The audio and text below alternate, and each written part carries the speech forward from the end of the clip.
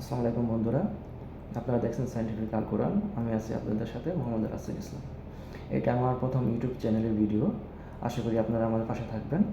এই চ্যানেল করার মূল উদ্দেশ্য হচ্ছে যে কোরআন এবং ইসলামের যে সায়েন্টিফিক বিষয়গুলো আছে সেই বিষয়গুলো আপনাদের সাথে সহজ এবং সরলভাবে উপস্থাপন করার জন্য।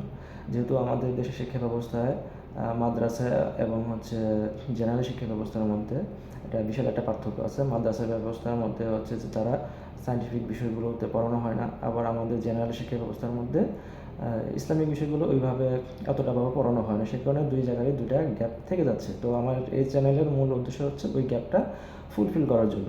তো আজকে হচ্ছে আমার প্রথম ভিডিও। এই প্রথম ভিডিওতে আমি হচ্ছে যে আমাদের মুসলমানদের যে বিজ্ঞানী যারা আছেন ওনাদের হচ্ছে যে সাথে একটা ইন্ট্রোডাকশন আপনাদের করে দিব, যে পরবর্তীতে ওনাদের যে আবিষ্কারগুলো আছে সেই আবিষ্কারগুলো একে একে ধারাবাহিকভাবে আমাদের এই ভিডিওতে আসতে থাকবে।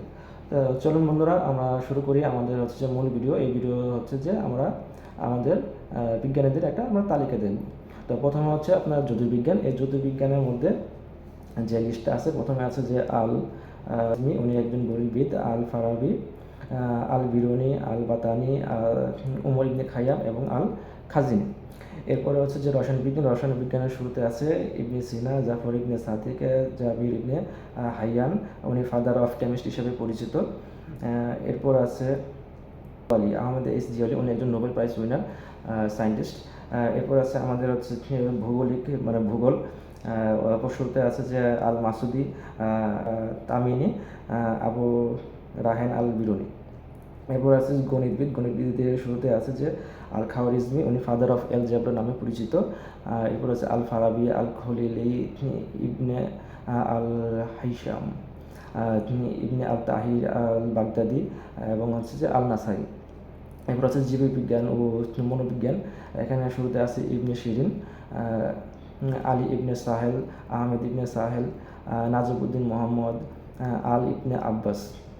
এরপর আছে চিকিৎসা বিজ্ঞান। চিকিৎসা বিজ্ঞান শুরুতে আছে যে জাফর আস সাদিক, আব্বাস ইবনে ফিমাস, আবু রায়হান আল বিরুনি, ইবনে সিনা, ওনাকে ফাদার অফ মেডিসিন বা চিকিৎসা বিজ্ঞানে বলা হয়।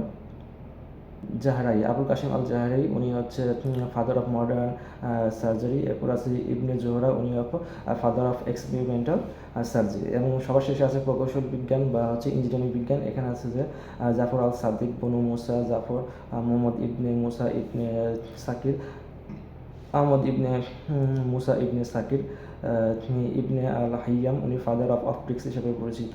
এরপরে আছে আল জাজারি, উনি ফাদার অফ রোবোটিক্স হিসেবে পরিচিত। এরপর আছে ইবনে আল হাইয়াম, উনি ফাদার অফ অপটিক্স, যেটা বললাম। এরপর আছে টিপু সুলতান, উনি হচ্ছে রকেট আবিষ্কার করেছিলেন। এরপর আছে যে ফজলুর খান, উনি একজন বাংলাদেশি সায়েন্টিস্ট এবং উনি স্কাই স্ক্রেপার তৈরি করার জন্য বিখ্যাত। উনি পৃথিবীর সর্বপ্রথম স্কাই স্ক্রেপার মার্কিন যুক্তরাষ্ট্রের তৈরি এম্পায়ার স্টেট বিল্ডিং উনি ডিজাইন করেছিলেন। এরপর আছে আব্দুল সালাম, উনি একজন পাকিস্তানি নোবেল প্রাইজ উইনার। এরপর সবার শেষে আছে আব্দুল কাদির খান, উনি পাকিস্তানের একজন নিউক্লিয়ার সায়েন্টিস্ট, উনি পাকিস্তানি নিউক্লিয়ার বোমা তৈরি করেছিলেন। তো বন্ধুরা, আশা করি আমার ভিডিওটা আপনাদের ভালো লাগছে এবং আপনারা আমার পাশে থাকবেন। ধন্যবাদ সবাইকে ভিডিওটা দেখার জন্য। আল্লাহ হাফিজ।